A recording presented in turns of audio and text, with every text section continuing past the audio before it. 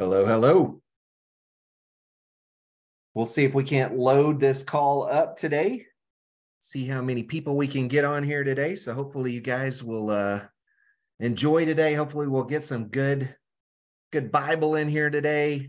Hopefully we'll have some good feedback today. And as you guys get connected in here, if you guys will drop in the chat, I would love to know where you're at, where you're joining us from today, because hopefully we're going to have pretty good crew here. We've had people from all around the world join us for these Kingdom calls. And so I want to make sure that we get a little bit of knowledge. At least I know where you're at. Looks like Jason's in Glendale, Arizona, Broken Arrow, Oklahoma. Nice. We've got clients in Broken Arrow. Used to have some clients in Glendale area. Been through Arizona quite a few times. Reno, Nevada. Dayton, Ohio. Nice. Yeah. Big O Dallas. What's up, Dell? Troop, Texas. Probably not a lot of people that know where Troop, Texas is. Yeah, man. Jasper, Indiana. Merced, California. Nice. Yeah. I love it. We've got people from all over. It's kind of cool because sometimes we'll have people. I know I think it's the last Kingdom call. We had a few people from on the other side of the world, which was pretty cool. Yeah. Yep. Near Tyler, big city of Tyler. Yeah. We don't get up that way very often. I tell you what, man, right now, I was thinking about going and getting me some catfish and throwing it in my neighbor's yard. We've had so much rain the last like week that I literally wake up every day and our yard is just a big old pool and pond. And my neighbor's yard is about the same. Just a big old pool of water, man. It's been kind of crazy.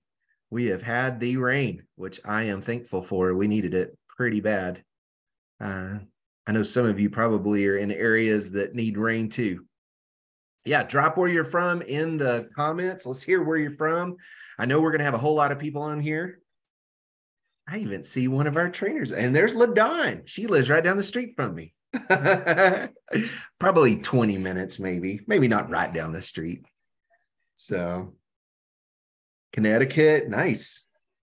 What's up, man? Alabama, Philly, Nevada, love it. We should have a pretty good crew in here today. We put out,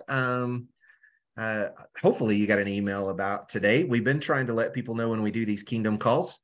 We spent, I don't know, probably a year and a half doing these Kingdom calls. Have them all actually on our YouTube channel for Digital Storefronts. So if you go search on YouTube for Digital Storefronts, you'll find the channel. And then you can look at any of the past Kingdom calls that we've done. We changed them about, I don't know how many months ago, we changed them to Kingdom Impact calls because that's really what these are. We are all about creating impact and creating change and creating something that's bigger than ourselves, right? So I see Albuquerque, Florida, Ohio, California, nice. We lived in Albuquerque. We actually lived right off of Coors and Montano at the Albuquerque Christian Children's Homes for about a year and a half, 2 years, worked down there. So very, very familiar with Albuquerque. Guys, look, today is going to be about looking at scripture. We're going to look at somebody that you're very familiar with. Hopefully today that this will maybe help you to look at things a little bit differently. Our goal is with these Kingdom Impact calls is to really take scripture and apply it to something that's more in our business world. And so what ends up happening a lot of times is we look at scripture through the lens of just our personal lives or our family or that sort of thing. So these calls specifically, we try to do, and we really try to push in and look at it from a kingdom perspective and our business or our career or what we do for work. And so hopefully today you'll get something out of this. This is something that I really enjoy doing. And as I get to do these, it's just something that's kind of fun. We spent about 17 plus years in ministry. I see Dodge City, Kansas is on here, that somebody's from Dodge City. I've spoke in Dodge City many times at a church that used to support the children's home I ran in Wichita, Kansas, called Carpenter Place. And so a lot of places I'm very familiar with on here, some that I'm not. So I love it. I love seeing people from all over. Guys, my name's Cory Long. If you guys have not, don't know who I am or haven't met me, I know we have a lot of people that come to these calls from all kinds of different routes, whether you're coming out of one of the Facebook groups that you're in, or you're on our list or something else. These are opportunities for us to be able to kind of dig into scripture and look at things. I've been, for the last, I guess, couple of years now, we've done these, and we've kind of spent a little bit of time digging into all kinds of different topics. Today, we're going to look at Peter, and we're going to look at his life, and we're going to kind of dig into his story, and look at it hopefully from a little bit different perspective than maybe you've looked at it before. I want to make sure that today, as we go through this, you understand that, guys, these are just something for me to, this is something that I just enjoy doing. It's something that we get to do on a monthly basis. It's usually on the last Friday of the month is when we do this. So you can put that on your calendar. I believe they were talking about trying to get out a list so that if you do just want to come to these Kingdom Impact calls, we would love to have you. I would love to have you. It's always good to get feedback. It's always good to see familiar faces. It's always good to see new faces. And so today, as we look through this, what I'm going to do is I'm going to share my screen here in a minute. We'll look at some scripture. We're going to talk about Peter's life, and then we're going to look at specifically, we're going to jump into John 21, and we're going to look at kind of where he was called back into his ministry. And then I'm going to challenge you guys a little bit.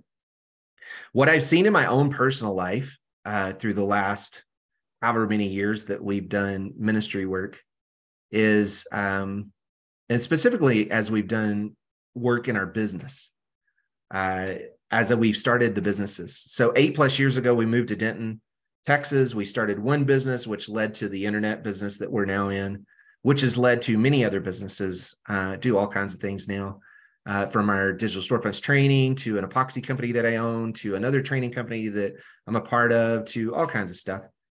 And as we've kind of grown into all of that, I've noticed times in my life where I've made commitments, or I've made very strong belief statements about this is just the way it is, right?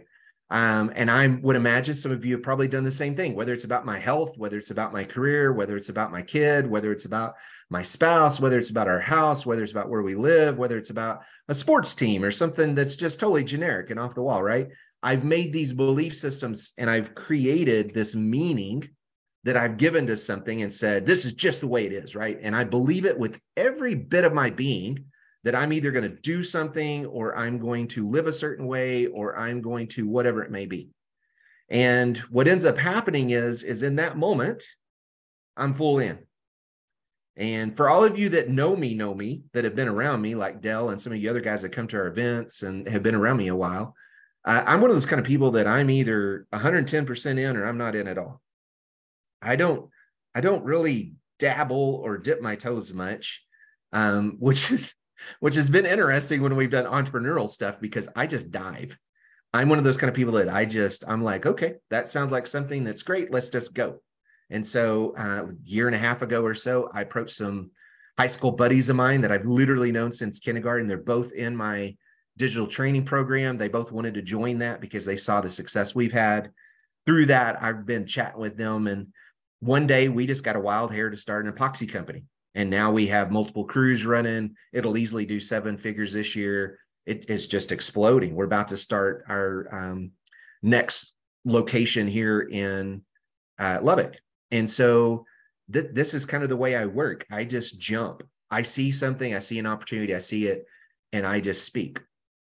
Peter's very much that same kind of guy. Peter puts his foot in his mouth a lot, right? I heard a pastor one time say that Peter's shoe must have been made out of peppermint flavor or something, because he's constantly sticking his foot in his mouth, right? Because he just says what's coming, like whatever wells up inside of him and whatever he feels like he needs to say, it just comes out, right? And so Peter's one of those guys that's impulsive. He's going to just take action, right? And we see that. We're going to talk some about that today.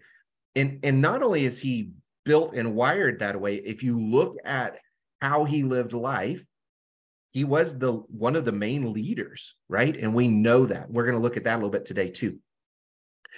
As we're kind of going through these scriptures, I want you to think back. I don't know that we really do this. I want you to think about where he came from, and then how his life went through the Gospels, And then really kind of that point where he made a full commitment, where he said, I'm all in. And that's what we're going to look at today. Because once he was all in, there was a massive shift that took place in Acts. And if we really look at it, I used to tell my kids all the time when we were doing youth ministry work, I was like, look, for these guys to go from this ragtag crew of teenagers and 20-somethings that were asking crazy questions, that were too busy with goofy stuff, that were many times like James and John, man, why don't we just kill them, right? Like all of this impulsiveness to these young men that we see in Acts that take the gospel and spread it all over. Such a huge transition and a huge shift, right? There had to have been something that happened in there that was real, that was authentic. And as we look at what we're going to talk about today, we're going to see that shift. And then we're going to talk about what does that look like in our lives. So I want to start in Matthew. That's where we're going to start today, is Matthew 26. And we're going to kind of dig in a little bit in Matthew, and then we're going to jump over to John 21, and we're going to look at the scriptures there. Let me see here. Let me close this stuff out. Oh, gotta love Zoom. It always changes everything. Things are popping up all over the place. There we go. All right. So we're going to look at, we're going to start in a very different kind of spot. And we're going to look at where Jesus is telling Peter, hey, you're going to deny me. Right. And then we're going to talk a little bit about how Peter and Jesus came to know each other. Where the name change took place. Remember, his name was Simon. Jesus ended up giving him the name Peter, right? And then we see him go back and forth with this name. And I want you to pay attention to that as we read scriptures today. Does he call him Simon or does he call him Peter as we're looking at what we're going to study today? All right. So Matthew 26, verse 30, when they had sung a hymn, by the way, let me back up a little bit. All right. So this was right after the Lord's Supper, right? So you got all of them there. Jesus institutes this idea of communion, right? Breaks the bread, breaks the body, tells them what it's going to mean, right? Blood of the covenant, poured out for the many, broken body. He goes through all of that. And he talks about this forgiveness of sin, what's coming, right? Goes through all of that, tells them what's coming.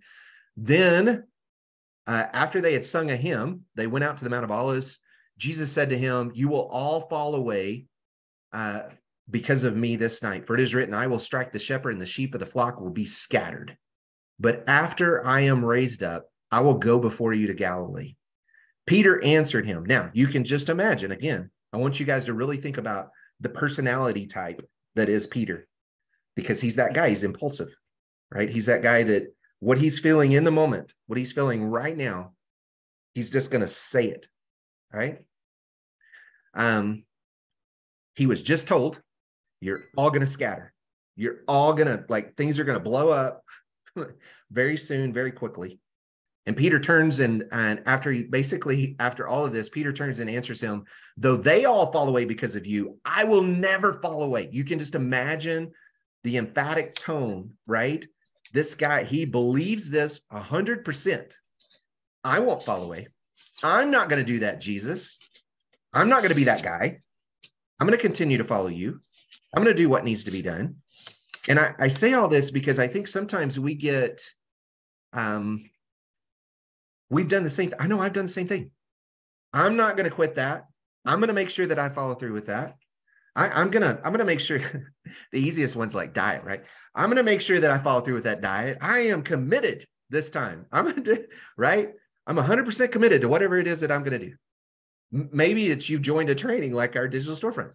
I'm 100% committed. I'm going to put my money where my mouth is. I'm going to go for this. And we make these commitments and we speak from what we feel like at the time, 100%. He's all in. Boom. I'm not going to do that. These guys might, but not me. Not me. I'm Peter, and I'm going to go full blast with you. I would die for you, right? Even if I must die with you, I will not deny you, right? But Jesus told him right before that, truly, I tell you this very night before the rooster crows, you will deny me 3 times. He literally looks at Peter and he goes, all of y'all are going to scatter. Peter says, no, no, no, no, not me. Not me. I'm not going to do that. Jesus looks at him and goes, nope, you're going to deny me 3 times tonight. Right? It's about to happen. And then Peter goes, no, even if I must die. Right? You can just imagine how passionate. I mean, Peter was that kind of guy, passionate about what he was doing. He had been traveling with Jesus. These guys had all been traveling together, living together, just doing everything together for the last 3 years, right? So you can imagine, like, all of that's pinned up at this point. Jesus just basically said, hey, my body's going to be broken, right? This is what's going to happen to me. My blood's going to be spilled, right? And we already know that when Jesus had made these kinds of things said before, that Peter would stand up and go, oh, no, no, no, no, no. That's not going to happen, right? That impulsiveness, right? That's not going to happen. And what did Jesus tell him, right? Oh, away from me, Satan, right? Like he knew the plan. Jesus knew the plan. Peter wasn't getting the picture, which most of the time disciples didn't, which I'm glad all that's written in there because it helps me to know that, hey, I don't always get it right, right? Peter basically says, no, no, no, no, I will die. I will die for you. I will not deny you. And then I've never really paid attention to this because we always put this all on Peter, right? We always go, oh, that, Peter was just that guy. But if you read the next little sentence, and all the disciples said the same. It wasn't just Peter that says this, right? Peter's the one that's leading this. He's the one voicing this. But he wasn't the only one that said, hey, I'll die for you. I will die for you this night. Now, Jesus turned to Peter, right? We know that it was only Peter that he turned to and said, you're going to deny me 3 times. All right. We know the story. Most of you, I'm sure, know the story, right? They go to the garden. Jesus prays. What do the disciples do? Fall asleep, right? They're falling asleep. Jesus comes back, reprimands them, goes back out. They fall asleep again. He comes back and he's just like giving up at that point about that, right?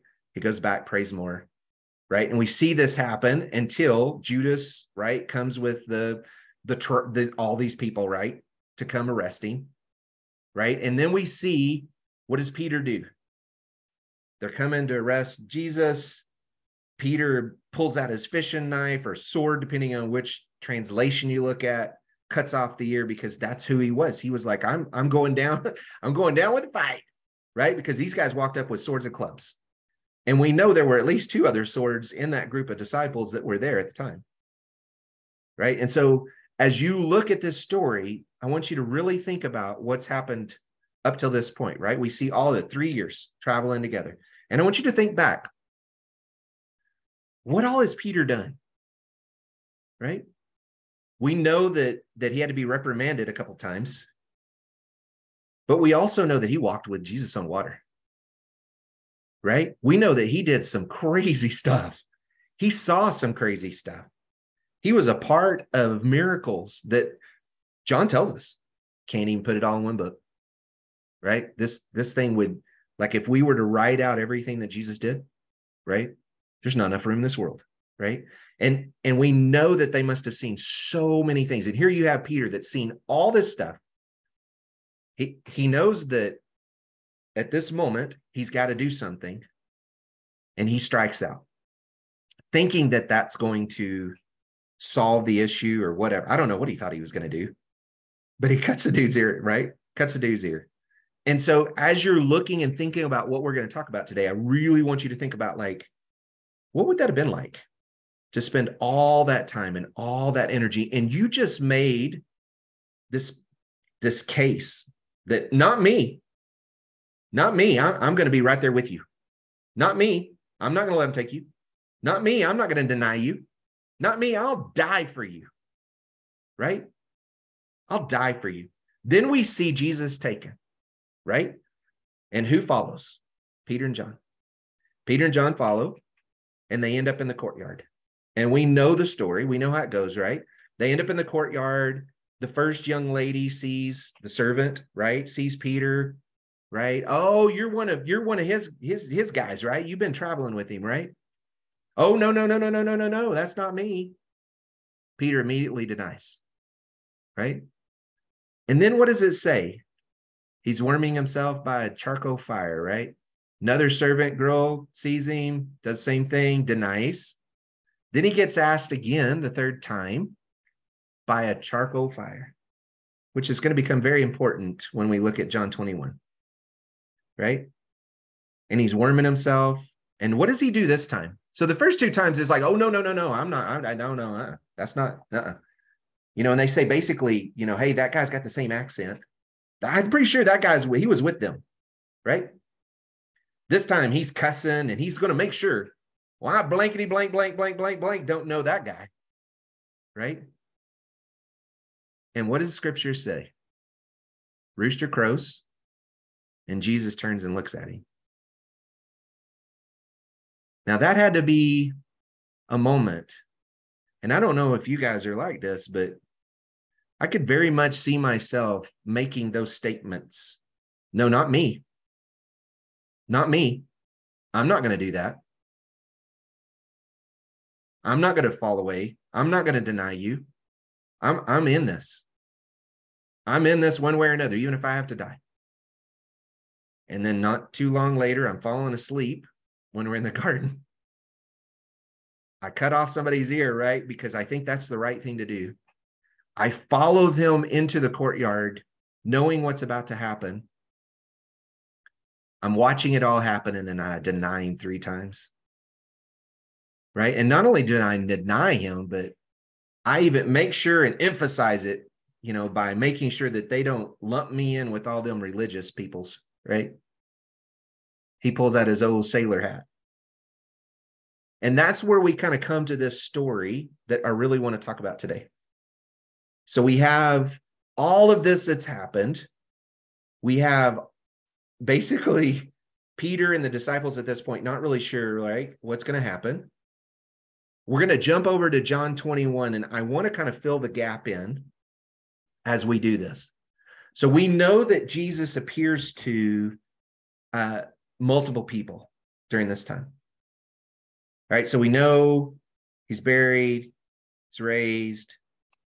John tells us that he and Peter run to the grave right after Mary tells them. Of course, John has to let us know he's faster than Peter is because he arrives first. It's so interesting, guys. Have y'all ever really paid attention to the personalities? You've got to pay attention to the personalities of the people that are in Scripture. It's so fascinating to watch.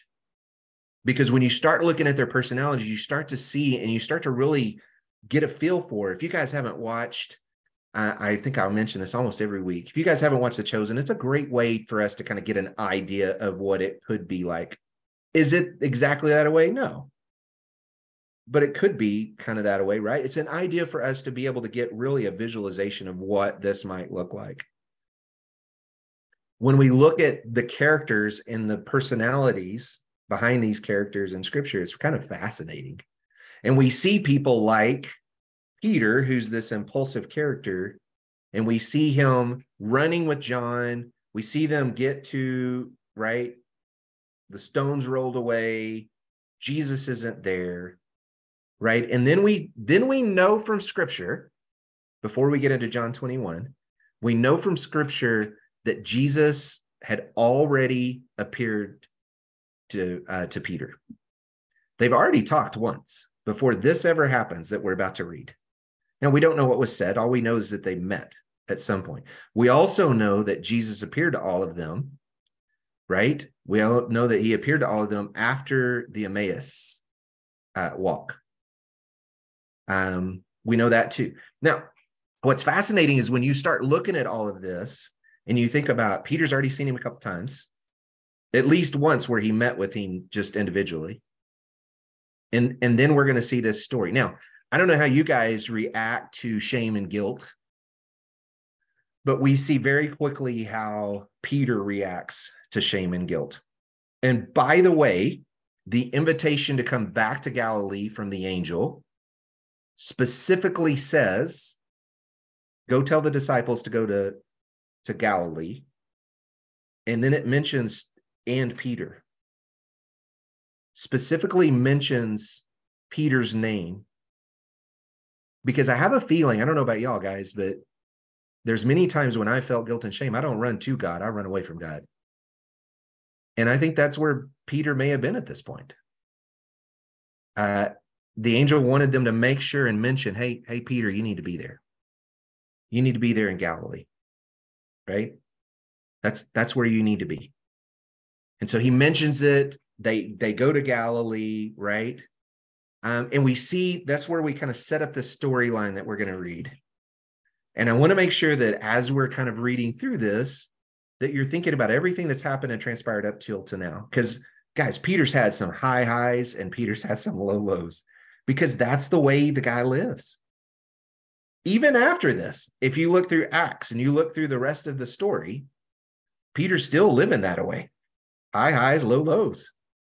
Sometimes he was in prison. Sometimes he was preaching to the masses. Like, he lived high highs and low lows. That's just kind of who he was.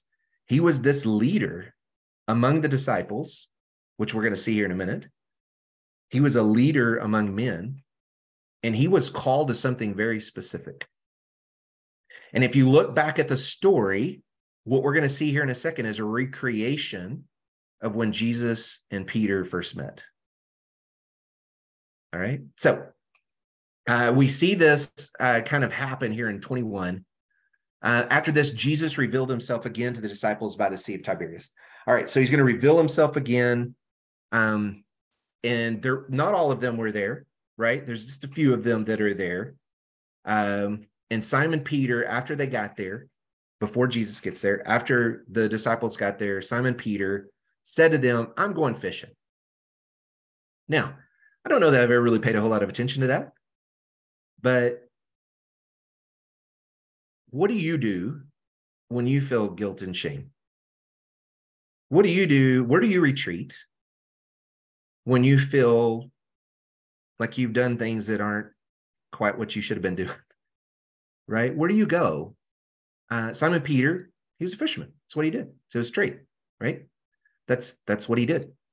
So that's where he retreated to. That was his comfort zone. That's what he had done his whole life. That's what he knew. That's where he was comfortable. That was his thing. That was his jam, right? And if you look at immediately they get there, he says, I'm going fishing, which immediately that's what he went back to. Right? And then they said to him, we will go with you. They went out, got in the boat, but that night they caught nothing. Again, I want you guys to think about Peter's a leader. He's a leader. As soon as he said, I'm going fishing, the other guys were like, oh, we'll go with you too. Right? Peter's one of those guys that if you get him on the team, right? You got the right quarterback, right? He's that guy. He said, I'm going fishing. They said, okay, we'll go. They go out. They put their boat out. What do they know? They know fishing. It's what he's done his whole life. They know fishing. They went out. They caught nothing all night long. Do you think that was a God thing? Absolutely. That was a God thing. We're recreating way back when Andrew first decided that, hey, I need to introduce, because Andrew was off with John the Baptist, right? He saw Jesus. He's like, I need to introduce Jesus to Peter, Jesus, right? And we see this recreation of that moment when Peter was out on his boat. He'd been fishing all night long, had caught no fish, and Jesus is hollering from the shore saying, hey, just go out to the deep, which was the opposite logic of where you should actually fish. Go out to the deep, cast on the other side, and you're going to catch fish. Well, can you imagine some guy telling you to do something that you've been doing your whole life after you spent all night long out fishing, and you're going, ain't no way this is going to happen. It's not the right time of day. It's not the right place. None of it. And you see Peter push back, even in that story, if you go look, right? That's just who he was. You see him push back. And then he finally decided, okay, we'll go do it. We're recreating that same story again. Just as day was breaking, Jesus stood on the shore, yet the disciples did not know that it was Jesus. And before we go any further, I want y'all to think about the walk to Emmaus guys. No idea who Jesus was until he decided to show it when he broke bread, right? I don't know about y'all, but I read scripture from a point of view or a story that I have in my mind of what it should look like. I love it when I have people that make me think outside of that and look at it from a different stance or a different point of view, right? So I was laughing the other day because I will go through and I'll listen when I get ready for these calls. I'll listen to different preachers. I'll look at different commentary. Like I'll go through and do my studying, right, as I get ready for these calls. And one of the guys said, how cool is it that we have a playful Jesus? And I was like, that's kind of an odd comment. And he was like, why else would he not just show himself and reveal himself at times when he could have chosen to reveal himself or not? And it's just interesting to me when he does do that. If you go back and you look at the character and the personality of Jesus, even, it's very interesting to see kind of when he did things and how he did things. And in this moment, he decided to hide his identity, even though they had already seen him. Remember, he had already came back and he's already seen him a couple times, right? So he's on the shore. They don't know it's him. Jesus said to them, children. It's very interesting that this is the ESV. It almost is a word like boys, right? Do you have any fish? Now, that's interesting that he calls them boys instead of young men. These are men. These are young men that are doing what they know how to do. And that's kind of an interesting way for him to call them out, right? Children, do you have any fish? They answered him, no. And what does he say to them? Same exact thing he said before. Cast a net on the right side of the boat and you will find some. So they cast it. Now they were not able to haul it in because of the quantity of fish. The disciple who Jesus loved, because that's the way John loved to refer to himself, therefore said to Peter, it is the Lord. When Simon Peter heard that it was the Lord, he put on his outer garment, right? For he had stripped down for work. He threw himself into the sea. Wasn't pretty, right? Wasn't this swan dive off the boat to go see Jesus. It was, that's Jesus. I'm heading in. I know I'm not waiting on you guys, right? He wanted to get there as quickly as he possibly could. It didn't matter what he looked like doing it. Didn't matter he's fully clothed doing it. Didn't matter if he just splashed his way in. We find out in a minute that they were only about 100 yards off the shore. They weren't that far. Almost to the point where you can imagine by the time the guys got the fish up there and started rowing, they probably caught up with him. If didn't hit about the same time, I don't know. But it's just this idea of Peter just threw himself. He's like, I'm going. Not the first time he threw himself out of a boat, right? Or at least got out of the boat to go see Jesus. As he's doing this, he knows, right, what's about to happen. The other disciples came in the boat, dragging the net full of fish, for they were not far from the land, but about 100 yards off. When they got out of the land, they saw what kind of fire? Charcoal fire in place, with fish laid out on it and bread. Did Jesus need their fish? Nope. Did Jesus need any of their stuff? Nope. He already had. And what was he doing? Now, if your followers had scattered, if you had been denied by somebody, is this the way you would have handled it? Jesus didn't berate. Jesus didn't condemn. Jesus didn't holler at them. None of that. He cooked them breakfast. Right? That's the Jesus I serve. Right? That's the Jesus I want to serve. Right? They come up and he's cooking breakfast. Some fish and some bread over a charcoal fire. Right? Jesus said to them, bring some of the fish that you have just caught. So Simon Peter went aboard, hauled the net ashore full of large fish, 153 of them. And although there were so many, the net was not torn. Peter goes back onto the boat, grabs the fish, right? Comes back with some more fish. Still cooking breakfast. Jesus said to them, come and have breakfast. Now, none of the disciples dared ask him, who are you? They knew it was the Lord. Kind of like the guys on the walk to Emmaus, right? It was burning inside of them the whole time. They knew something was going on, but they weren't sure what, right? They knew it was him. Jesus came and took the bread and gave it to them, and so with the fish. This was now the third time that Jesus was revealed to the disciples after he was raised from the dead. So, not the first time. They knew it was him after he had told them to cast the net, but there was something different. We don't really know why, right? What all was going on there. He's cooking breakfast on the shore. Simon's the one that goes and gets the fish. They come back, they eat. This is not the first time. They knew who he was, right? Now, you can just imagine when you feel guilt and shame and you come to God, how you feel. I can't imagine after everything that's happened over this short amount of time. He denies him. Jesus looks straight at him after the rooster crows. We see this time period where he sees and comes back and shows himself to the disciples before, but apparently he has not handled the wound. But there was an open wound here. And Jesus sets the stage by recreating how he had met Peter initially, and then making sure that he had a charcoal, the mention, right? John specifically mentioned he had a charcoal fire, just like the one he was warming his hands around when he denied Christ. When they had finished breakfast, Jesus said to Simon Peter, Simon, son of John. Do you notice the difference in the name? Called him Peter before. Now he's going back to his original name, Simon, son of John. Do you love me more than these? Now, there's all kinds of thoughts on what are these? Is it the people? Is it the men? Is it the fish? Is it whatever? Who knows what he's put, right?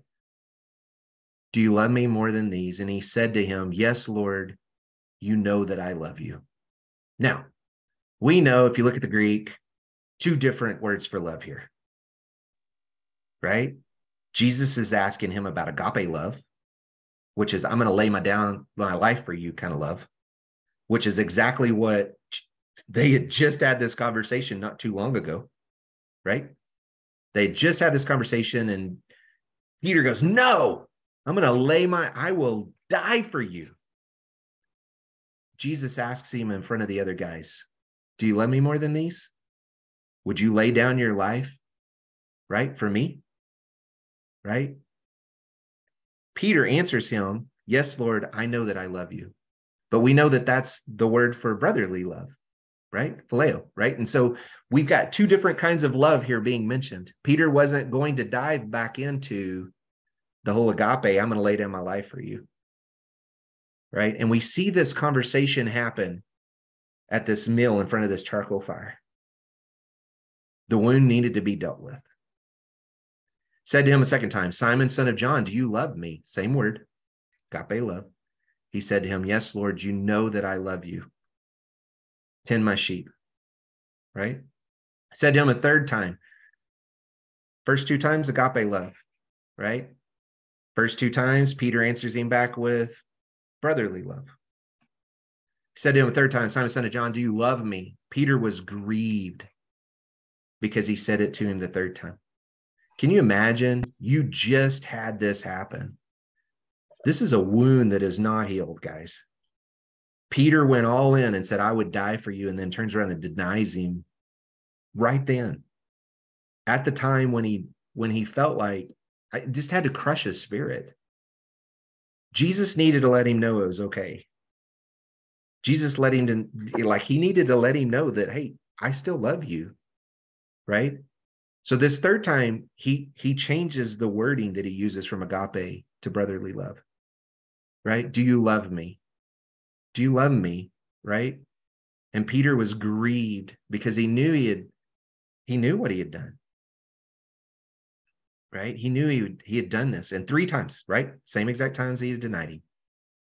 Said to him, Lord, you know everything, and you know that I love you. Again, that same brotherly love.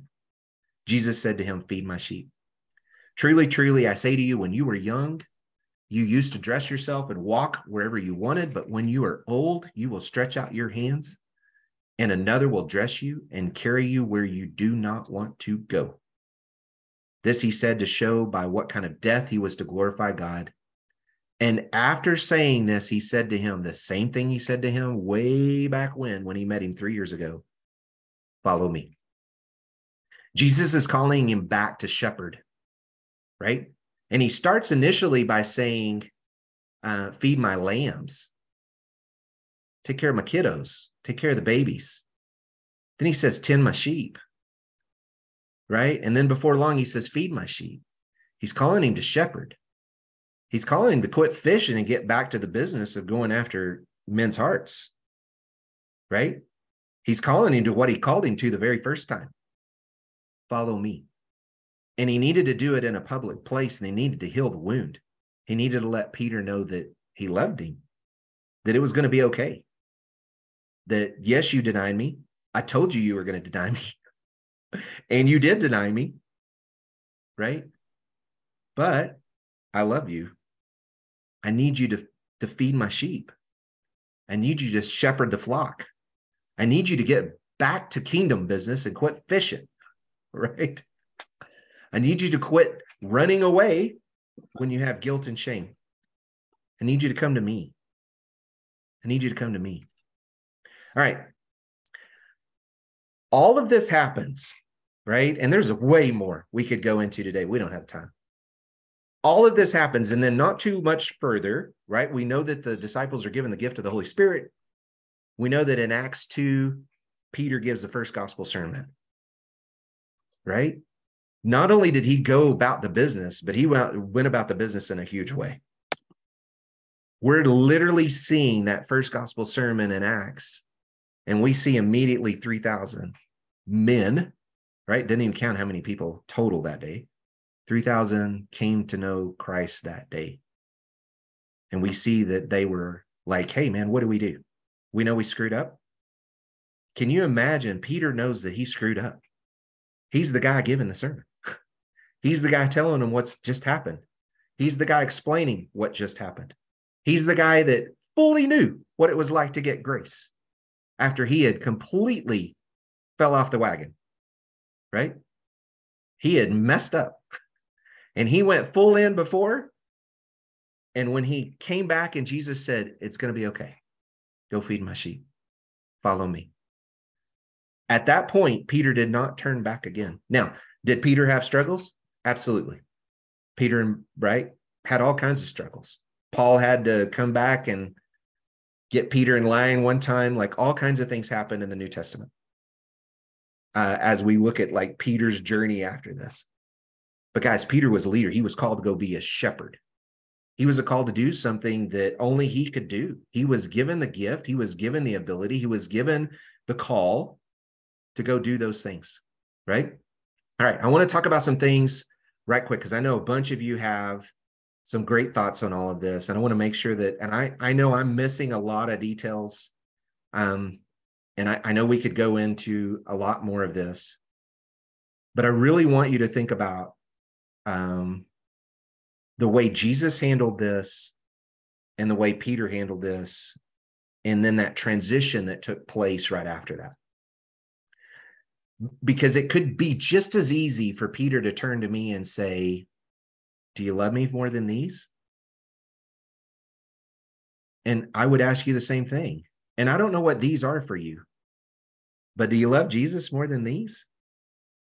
And I'll tell you, in business, it's a very interesting thing. When you guys start your business, if you do what I've done, we've had a lot of success. And that means that things have changed pretty radically for our family. We went from making, I think when I was a CEO of Carpenter Place, I made $50,000 a year, maybe $55,000, something like that, to doing that in a month, 2 or 3 years after we got into our business. That's a big shift. Do I love Jesus more than the business? Do I love him more than the money? Do I love him more than the other things that all that gives me? I have to answer that question, just like you have to answer it for yourself. Do we love him more than these? And I don't know what that is for you. Maybe it's family, maybe it's stuff, maybe it's a job, maybe it's a career, maybe it's your business, maybe it's cars, maybe it's a house, maybe it's friends, maybe it's hobbies. Do you love him more than these? Right? The worst thing that somebody could do was deny Christ in public like that. And he had to be healed in public from that wound, right? Jesus had to ask him in front of the other disciples. Do you love me more than these? Feed my sheep. We're called, and we've all been given a special gift. And we've all messed up, man. I don't know how many times that I've gone all in on something, and then I've done the same thing. I've went off on another path, or I don't know, right? Went off that slippery slope of whatever it was. But what were you called to? Peter was given a very specific call in the beginning. And he was a shepherd leader. And we see that. Not only do we see that, we see the fruits of that afterwards. We see him imprisoned, right? We see him beaten. We see him do sermons that just changed whole communities, right? We see him spread the gospel in ways that are just miraculous. So what were you called to do? Were you called to teach? Were you called to plant churches? Were you called to do missions work? Were you fund, like maybe you were called to fund churches or fund missionaries? Maybe you were called to build a homeless shelter. Or maybe you were called to do some kind of recovery center like we've been helping with, right? Or maybe you were called to build a well or help some other country that needed something that's just infrastructure. I just heard about a family today that does what we do, that they moved their whole family to Africa just to build infrastructure for a community because they have the means to do it because of their digital business. We have students that have done the same thing, that they support their whole missions work or their whole churches or whatever it may be that they're doing. I don't know what you're called to do, but are you feeding the sheep? Is that what your life's about? Because I can tell you right now, we're not guaranteed anything. Scripture tells us that. We had the gentleman that I bought our house from, he passed away last week, or about a week and a half ago, unexpectedly. I'd spent 2 hours plus on the phone with him that same week on a Wednesday. We had all kinds of plans. We were doing some stuff, blah, blah, blah, blah, blah. And on Friday, he didn't wake up. We're not guaranteed anything. So you're going about kingdom business today. Peter was given a very specific call, and I don't know what that call is for you. But let me ask you something. What if instead of just building what if doing just one well, we just built them all? What if we just wiped that whole thing out, built all the wells? What if instead of being worried about a school somewhere, because there needs to be one, I had a minister ask me today about building a well in a village where they're building a special needs school for kiddos in Africa, which we're going to do, by the way. And he and I are talking about it all. And he said they're treated like they have demons in them over there. He says like a whole nother world. And he's trying to figure out how they get them in the school. What if you could go just build the school? What if you could go just put things in place to make it happen? What if you didn't have to fundraise? What if you could take all the kids off the street? Like I know right now, I personally know someone that was in the foster care system and she grew up that way. And her whole mission right now is to literally place every kid in the whole United States. She's like, why not? There's plenty of loving, godly, church, kingdom-driven people for every kid to have a home. And then some. Why not? What if? Right? What if you saw a need and could just go fill it? And not have to go set up a GoFundMe and do all this other stuff. I had this guy that I was just talking about the well with, we had a call earlier this week about a project that I've got going. And he said,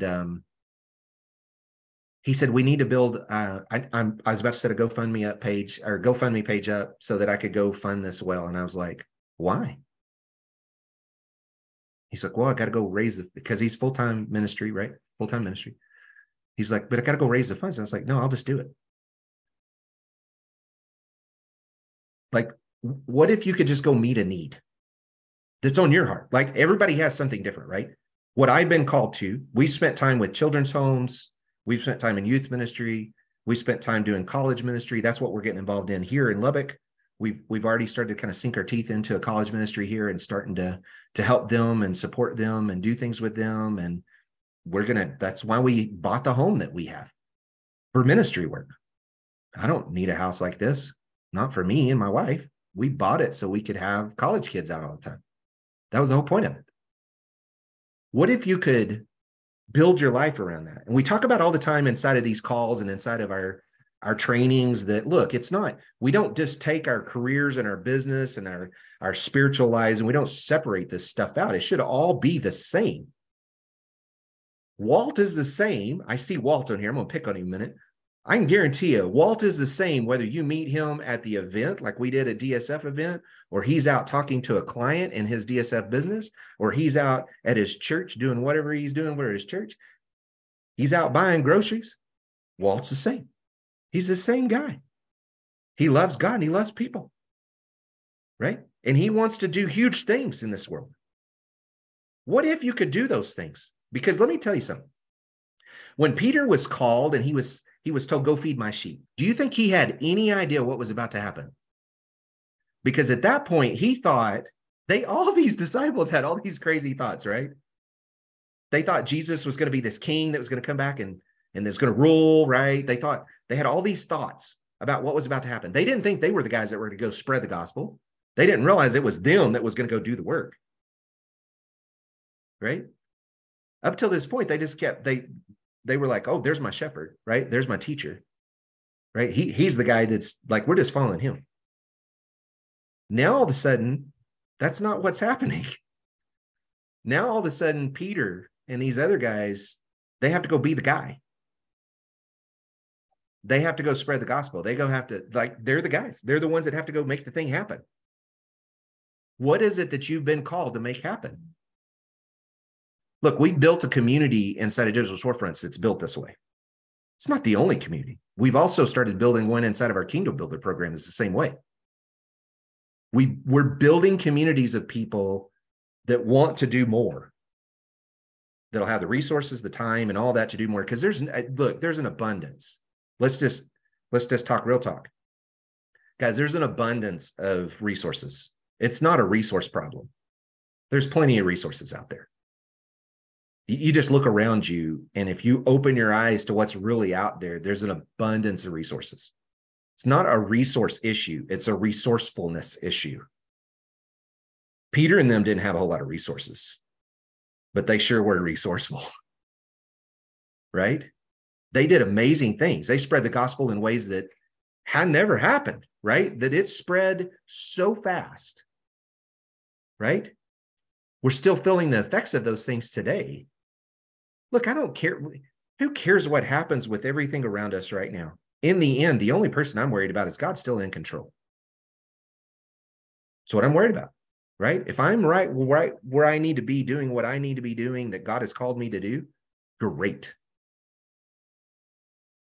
I don't know where you guys are at, but I would call you to go feed his sheep. I don't know what your calling is, because we've all been given a different call. But I would get about that business, because we're not guaranteed another day. And if you need a tool or a vehicle to get you the resources that you need, great. Look at Digital Storefronts. If you need to change your mindset, look at Kingdom Builders, right? They're just options. They're just one option out of many. But bottom line, get about the business. Because in the end, guys, like if Peter could have sat and wallowed. Yeah, he could have. He could have wallowed in the guilt and shame of all the stuff that he had just done. And there's been times in my life that's what I've done. I've wallowed around in it. And I've told the story over and over again, and I put all this meaning to it, and it's got me attention, and it's got me pats on my back and hugs around my neck, and it's got me all this other stuff. But in the end, guess what? It's not God's story for me. Wasn't God's story for Peter either. So what's your story? Where are you going? Do you have the vehicle? Are you surrounded by people that can get you to where you want to go? Because in the end, it's going to take a community. I think we've built probably one of the most unique communities maybe online. And it's kind of cool because it's not about the money. It's not about the stuff. It's not even really about the success. It's about what can you do with it? Like the firefighter today that's changing his whole family's life that just hired his son, or I'm sorry, his daughter, that I don't even know who he is. He just came in the program not too long ago. Or the 3 guys that are going to be coming to my house next week that are actually creating the next version of our training. They're going to fly out. We're going to spend 3 or 4 days together, and they're all pastors. They've all spent years and years and years in ministry. And those are the guys that we use to train everything that we're doing. Because that's the kind of community we want to build. So I don't know where you're at. Hi, there's Jeff right there. I don't even know you, Jeff, but I saw your post today. Like, I love this, that this is the, guys, this is the culmination of what we've been called to do. And because of this, we can reach not just a few, which I've done in ministry in the past. I can reach thousands. And between the thousands that I can reach, guess what? The next person can reach thousands, and the next person can reach thousands, and the next, like, this is exponential. We want to start something that's a wave of change, not just let's go do one well. Great. Not that that's great. Why not just go do them all? Why can't we just go do them all? Do you see big? And for some of you, maybe you haven't thought that big in a long time. Maybe you haven't dreamed that big in a long time. Maybe it's been more of survival mode for you, which is where I was at when I started my businesses 8 years ago. I was in survival mode. I was just trying to pay my bills. Great. We got past paying the bills within about 6-7 months. We hit 10K. And then I was like, well, that wasn't that hard. And then we did 15, and then we did 20, and then we did 25 and 30 and 50 and 100. We run millions of dollars across our businesses now. And I don't think about it anymore because it's become normal, right? And then those resources get to be dumped back into kingdom work. It's such a cool thing. But it took me a while to get that built, right? But I had to commit to it. Peter made a commitment, fell apart, came back, was given love, was told, go feed my sheep. And then he was all in until he died, which tradition tells us was upside down on a cross. I'm pretty sure that's all in. Pretty sure that's all in, right? We're very fortunate that for now, we're not persecuted that way. In our culture anyway, in our country. There may be some people on here that I know we have a lot of other countries represented. There may be people that are living through some of that. We have one of our guys that goes to Pakistan and he works with kids on the street. I don't know if he's on here today, Brian, but he wrote me one day and he goes, can you please pray right now? Like literally right now. Because he said there's a guy getting beaten on the street down below me because he's a Christian. And I'm like, done. What else do you need? And he supports his whole ministry through his business, right? That's the kind of stuff, like, guys, I hear stories all the time, right? Met another guy this last week that they moved their whole family to the Dominican Republic so that they could pour into the churches down there and they could pour into the structure, and they're hiring like crazy, and they have almost 200 employees in their agency. He said, we're shooting for 1,000 employees. I'm like, what? He goes, yeah, 1,000 employees here in the Dominican Republic so that we can literally, Nicaragua is where he lives. I talked to another guy in the Dominican Republic. He's in Nicaragua. He said, if once we get to 1,000 employees, we will be the second largest provider of employment in the whole country, past the government. I'm like, oh my goodness. He said, you're talking about making life change. So what are you called to do? Let's get about it. And if that involves digital storefronts, great. If that involves something else, great. Please come back and get on the calls. All right. I know some of you are dying to say something. We got a lot of people on the call today, so we're not going to be able to do too many of these. Anybody got something that they want to add? Because I know some of you, your brains are just firing off. Some of you have been in pastoral work way longer than I have, like Mr. Walt. Anybody got something you want to add?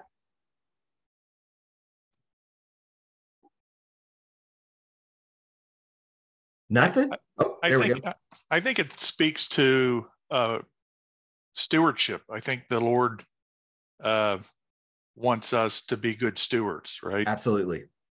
And if this is a vehicle to do that and help and give generously and be a blessing for others, I think this is, like you say, if this is the path he's open, he gives us one step at a time. Yeah. Is this the next step? He's lighting the path up for us. So yeah, because he wouldn't have been able to just call Peter straight into doing what he did in Acts, would he? No. He had to prep him. There had to be years of walking with Jesus before that. And this is just, guys, look, bottom line, I'm learning in business world especially, it's just a widget. This is just one way to do it.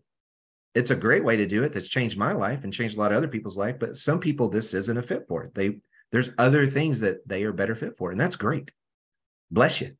I still want to know you. I still want to be a part of what you're doing because I want to see the kingdom growing, right? Just like what Doug said. Man, I appreciate you. Appreciate your comment. Yeah. Absolutely. Anyone else? Can I?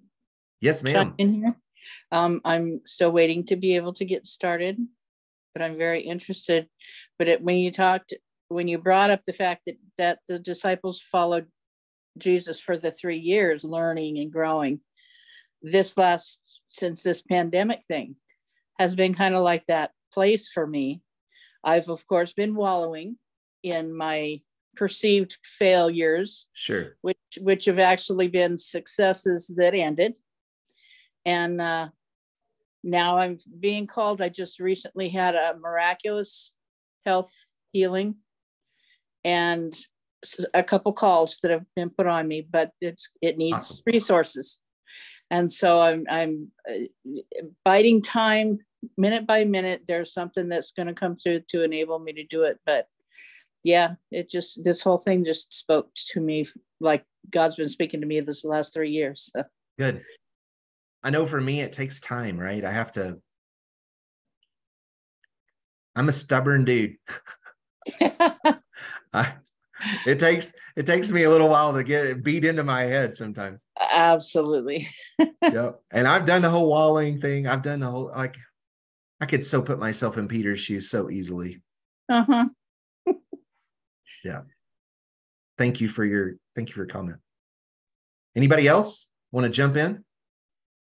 Yeah, Cory, I want to just say again, what up, brother? It's such a great fellowship. I so enjoy I started to say camaraderie, but it's fellowship. It really is. Yeah, it goes beyond that. It is. Yeah, it really is. And thank God that, how many times have we seen him on the shore and he asked us again, what are you doing?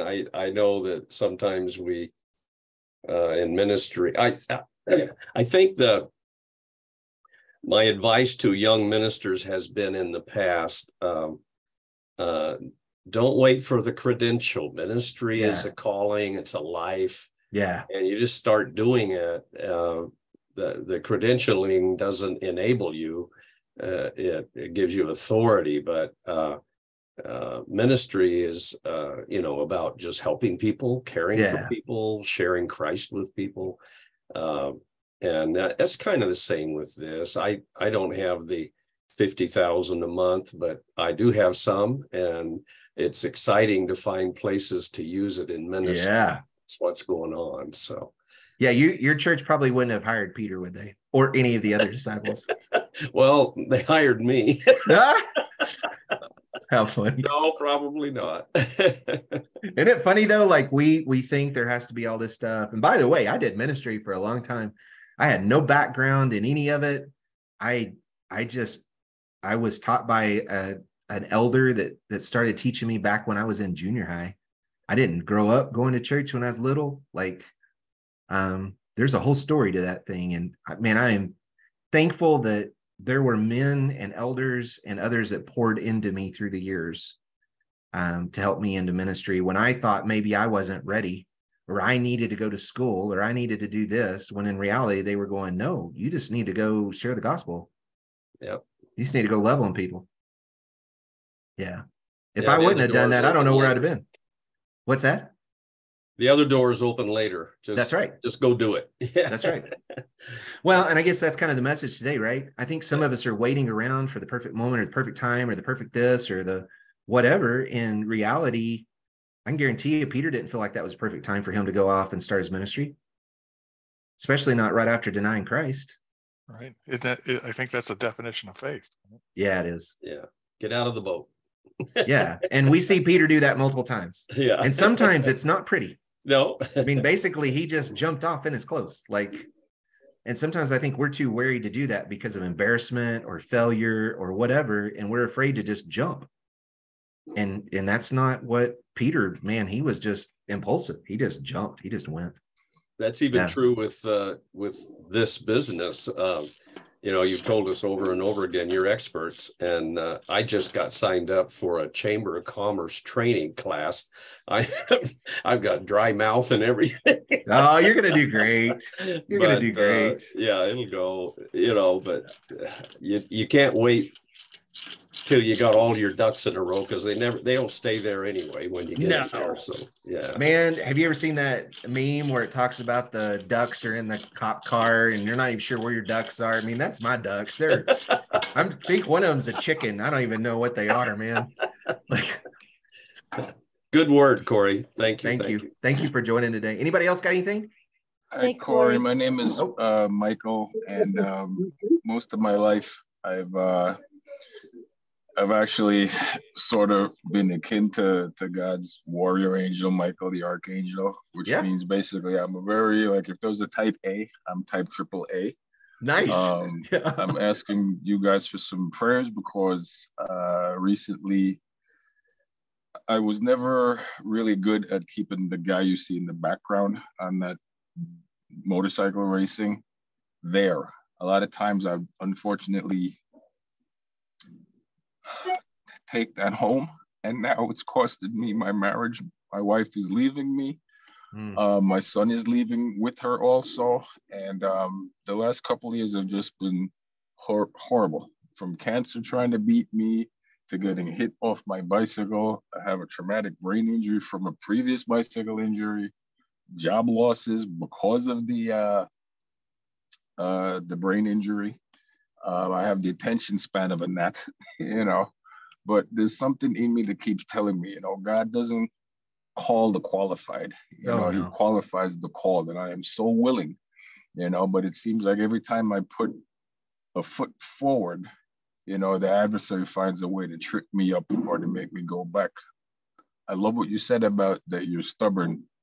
I'm either too stubborn or too stupid to know when to quit. I grew up poor. It took me 10 years before I could buy my own dirt bike, but it was the blessings of my friends that knew how much it meant and dragged me all over the place. Sure. When I started racing, it took another 10 years before I figured out how to win. I was great at other sports, but the motorcycle is a more complex machine. And the more complex the machine, there's so many other things that you have to figure out. But I stuck it out. I won races and a championship. I became a journalist. But the long story short, I was never able to put the ferocity of the athleticism into business. Yeah. Right? So many of my friends are owning companies that, like you said, they're hiring other people. And I'm sitting here begging other people for a job. Yeah. I definitely need the mentorship or somebody to put behind that. As far as what I do, I'm not bragging, I'm a spectacular driving teacher. Okay, I got a job with an auto school 2 years ago, and I realized that's my calling. There you go. I almost crashed a very powerful car at triple-digit speeds, and twice going into the same turn, and I realized it's something I didn't know. At the time, I had a lot of money, went to racing schools, and my mind was blown. What the average driver gets in driving school is literally like a 9th, 10th grade education. There's Yeah. so much more to learn about vehicle dynamics. So when I'm teaching my young students, along with dropping in some gospel and some wisdom and talking about him, I'm giving them racetrack knowledge so that they're able to think faster. Yeah. You know, and I know this is my calling. I don't believe all my 20-something years of racing was for me to turn pro. You know, I got semi-pro, but I was never going to be one of the guys you see on TV making the big bucks. You know. Yeah, we'll definitely. I was going to say, we'll definitely be in prayer for you, man. It sounds like you've got a whole lot going on. That's for sure. Yep, the cool part about it is God's got it. Yeah. It's got to make sure that we're always going back to that, right? Yep. I try to remember that. And the story of Job keeps coming up. You know, I mean, when the first bicycle accident happened, I had rental property upstate New York. I was driving a Mercedes, 6 figures in the bank. And within a year and a half, that injury wiped everything out. You know, the tenants at the worst time decide, oh, we bought a house, we're going to leave. So I'm paying a mortgage up there, rent down here, medical bills. And I was like, everything I worked for 30 years, I'm watching fly out the window. And it's like, it's been a 7-year struggle just to try to like tread water. Yeah. And, you know, it's not easy. I mean, every now and then I just break down crying because it's like, I'm sure Job asks, why me? Why am I going through this? You know, why am I going through this? But, you know, thank you for what you do. I've subscribed to you for about a year now. I don't miss a single email. I read all of them. And I just pray for me, guys, you know. Looks like there's already prayers going up inside of this call, man. Thank you for sharing. Yeah. Thank you, guys. Lori, I know you were about to hop in. What you got? Yeah, you know what? I got to tell you, this is totally such a God thing. I want to say thank you first, Cory. When I stumbled across this, and I've been praying for a long time to ask God to help me bring some finances, but obviously for his kingdom. Sure. He's put on my heart years ago. I was a young pregnant mother, and I have a heart passion for a women's home. Yeah. Even older women, doesn't matter. And also I'm 21 years clean and sober. So I've spent the last 18 years taking care of my family. And I was wondering, like, Lord, it's like, you know, I'm supposed to be out there, you know, with the women and all this and that. I was like that for a few years. And he showed me that, you know, I think somebody else had mentioned it before, that you just, you know, when somebody has a need, you just fill it if you can, and you spread the word of God. And I've been doing that for the last like 18 years. And now that my family's gone, I was like, Lord, I was like, you know, they've all gone to be with the Lord now. And I said, Lord, this is the time. And I said, I just need that vehicle. Send me that vehicle. And sure enough, I came across the digital storefront, and boy, I'll say I'm a brand newbie. Last week was my first onboard call. Well, welcome.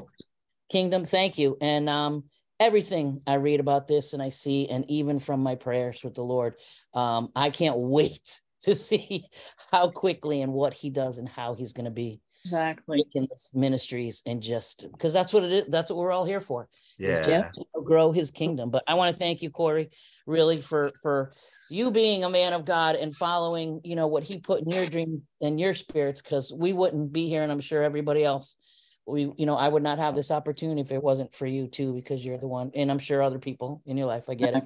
You know, like you said, it takes a village, which it does. Takes a village, man. But thank you so much. And I can't wait to see what the Lord does with all this. It's awesome. I'm excited to have you jump in, get in the middle of it all. Yep. Go all in. I am going all. I'm crazy, a little scared, but you know, then I know, you know, Michael, I just want to say to Michael, we'll all keep you uplifted, but I'll tell you, well, I think we've all have our stories. We've all been through a lot of rough stuff. But this is what God does. He takes all of it, right? And he turns it in for good. And Michael, every single thing you've ever gone through, just like me in my past, that has made me for who I am today. You have a heart of God. You love God. And look where your heart is. So I said, you can't change anything. I mean, this is just keep stepping forward out and working in his kingdom and growing his kingdom. So, love it. Yeah. You know, Pastor Cory. Yes, ma'am. Okay. Oh, somebody else on here? Go ahead. Go ahead. Okay. I really thank you for being persistent in bringing me on. I know it's been a little difficult. You can see I have a flag beside my name. So I'm from Nigeria, but right now Yes, I'm ma'am. in the US. Yes, I'm in the US at the moment. And I want to say that I thank you for a platform like this. I picked up a few words that were confirmation for some of the things I had been feeling. I've always been in the education business, you know, and with a lot of failures. I had a high school, it ran down. And so the Lord led me into consulting for other people who want to start, you know, something like that. But one of the words that I picked that really touched me was that a couple of years ago, the Lord put it in my heart. And each time people say, "Oh, are you still in ministry?" I tell them my entire life is a ministry. That's right. Yes. So that really, you know, that really touched me. And I know that being here today is for a reason, you know. Yes, ma'am. My business has gone through a lot of ups and downs, lost my husband in the process. But I know that the Lord has confirmed so many things to me this afternoon, so many things that I feel guilty about. Yes. Get rid of that guilt. Doesn't have any place. Yeah. That guilt doesn't have any place in God's kingdom. Yeah, I really thank God for the invitation. Yeah. So thank you so much. Thank you so much. And I'm an intercessor. So Michael, keep you in prayers and keep the entire program in prayers. And whatever the Lord still wants to do with my life, I don't know, but he owns it. That's what we keep saying in our program. We say that every week in our business, even our staff, we sit down and pray and we're like, God, this is yours. Do with it what you want. You want to build it? Great. If you don't, great. Just show me what you want me to do. Yeah. I had been in teaching ministry, and I don't know what did I veer off or certain things happened. But 4 months ago, the Lord asked me to start a discipleship class. Love it. On WhatsApp. Yes. So I've been doing that, you know, teaching the basics of the faith, foundational teachings, you know. And awesome. I thank God. It's just as if the Lord had waited for me to do that all my life, you know. Love it. Love it. We're running almost 50 people on the platform now. Oh, wow. That's awesome. Yeah. I love it. Love it. Thank you so much for sharing. Okay. That is awesome. I love to hear that you're on WhatsApp. Like, how many people do y'all know that's doing something like that? Like, that is so cool. I think that's what's neat, right? Is we get called to do all kinds of different things, and we all have something different that we can do. And you've been in education, teaching, all that your whole life. I mean, that's the wisdom that you have at this point is just, it needs to be passed on. There needs to be, right? Somebody else take that and learn, and you can guide them. I love it, love it, love it, love it, love it. I think that's where we're at, right? We all have a call. And I guess that's really all the day's about is let's not wallow. Let's not sit in it. Let's not go back to our comfort zones of fishing or whatever it is that you hide away from, right? Let's not do those things. And let's make sure that we jump in and do what it is that we're called to do, because we need to be about feeding the sheep. And I think that's something that we, it's real easy to get off track with that. And it's usually, and I've talked about this, I mean, y'all know, we can get nudged all kinds of directions. We may not get shoved, but we can get nudged. And when we get nudged, it can push us in a direction we weren't planning on going. We don't need that. Let's make sure that we're on the right path. We're going the right direction. We're headed the right, doing what we need to do, the call that we've been given. And let's go feed the sheep, whatever that looks like for you in your life. We've gone a long time. And so I want to make sure that I am very respectful of y'all's time today, because y'all given me a Friday afternoon here. So these are all recorded. They're all on our YouTube channel. So make sure that you hop in there. And if you haven't seen the other calls, you can go in there and see them. These are all also in I drop them in our free group, Digital Business with a Mission. I drop them in our free group. That's the Kingdom Impact Call group. I drop them in all of our paid groups. And hopefully this is something that has helped you guys to, at least today, hopefully this has opened your eyes maybe to something you haven't seen. And I think for me, every time I go through one of these stories, right, I see something I didn't see before. I see new truth, new things that my mind, I wasn't ready for it. I wasn't ready for whatever it was that God's showing me today. And he's showing it to me today. And I want to make sure that I am aware and eyes open, and that I take action on whatever it is that he's calling me to today. Because y'all know the world needs kingdom builders. The world needs people pouring into and feeding those sheep. The fact that we're called sheep should tell us something. So that should tell us something. So let's go shepherd. Let's go change the world. If you guys have any questions or anything, make sure you jump into one of our free groups. We'd love to have any feedback you have. And just thank you guys for joining me today. We had about 95 on the call today, which is awesome. And I love that you guys are giving up a Friday afternoon to talk about God.